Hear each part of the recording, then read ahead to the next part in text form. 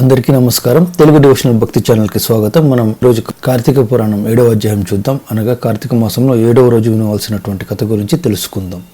వశిష్ఠ మహాముని కార్తీక మాసంలో ఏ దానం చేసినా ఏ ఫలితం లభిస్తుందో జనక మహారాజుకు ఈ కింది విధంగా వివరిస్తున్నాడు. ఓ జనక మహారాజా, శ్రీ మహావిష్ణువుని సహస్ర కమలాలతో అనగా 1000 కమలాలతో పూజించిన వారి ఇంట లక్ష్మీదేవి స్థిరంగా ఉంటుంది. తులసి దళాలతో గాని బిల్వ పత్రంతో గాని సహస్రనామ పూజ చేసిన వారికి జన్మరాహిత్యం కలుగును. కార్తీక మాసమందు ఉసిరి చెట్టు కింద సాలగ్రామం ముంచి భక్తితో పూజించిన వారికి మోక్షం కలుగును. బ్రాహ్మణులకు ఉసిరి చెట్టు కింద భోజనం పెట్టి తాను తినిన సర్వపాపాలు పోవురు. ఈ విధంగా కార్తీక స్నానాలు దీపారాధన చేయలేని వారు ఉదయం సాయంకాలం ఏ గుడికైనా వెళ్లి భక్తితో సాష్టాంగ నమస్కారం చేసిన వారి సర్వపాపాలు నశిస్తాయి. శక్తి కలవారు శివకేశవుల ఆలయంకు వెళ్లి భక్తితో దేవతార్చన, హోమాదులు, దాన ధర్మాలు చేసిన అశ్వమేధ యాగం చేసినంత ఫలితం కలుగుతుంది.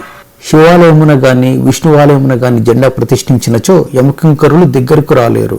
అలాగే వారి పాపరాశులన్నీ పెనుగాలికి ధూళి ఎగిరిపోయినట్టుగా ఎగిరిపోతాయి.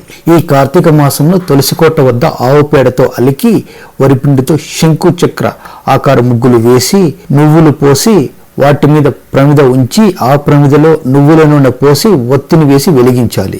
ఈ దీపాన్ని నందదీపం అంటారు. ఇది రాత్రి పౌలు ఆరకుండా చూసుకోవాలి. ఈ విధంగా చేసి నైవేద్యం ఉంచిన వారి ఎడల హరిహరులు సంతసించి వారికి కైవల్యం మొసగదరు. కార్తీక మాసంలో ఈశ్వరుని జిల్లేడు పూలతో అర్చించిన ఆయుర్వృద్ధి కలుగును. సాలగ్రామానికి ప్రతినిత్యం గంధం పట్టించి తులసిదళంతో పూజించాలి. ఎవరైతే ధనం ఉండి కార్తీక మాసమున పూజలు చేయరో ఆ మానవుడు మరుజన్మలో శునకమై తిండి దొరకక ఇంటింటా తిరుగుతూ కర్రదెబ్బలు తింటాడు. కావున కార్తీక మాసం 1 రోజులు పూజలు చేయలేని వారు ఒక్క సోమవారమైన శివకేశవులను పూజించిన మాస ఫలితం కలుగును. అనగా కార్తీక మాసం మొత్తం పూజ చేసిన ఫలితం కలుగును. కనుక ఓ రాజా, నీవు కూడా ఈ వ్రతాలన్నీ ఆచరించి తరించండి అని వశిష్ఠ మహాముని జనక మహారాజుకు చెప్పెను.